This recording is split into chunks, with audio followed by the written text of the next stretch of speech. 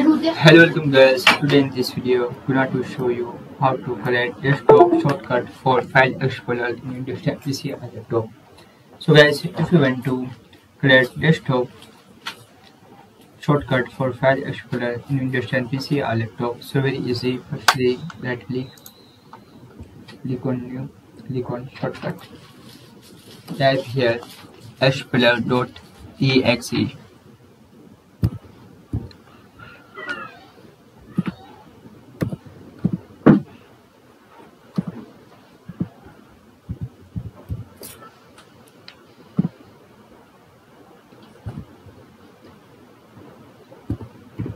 After click on next, type here File Explorer.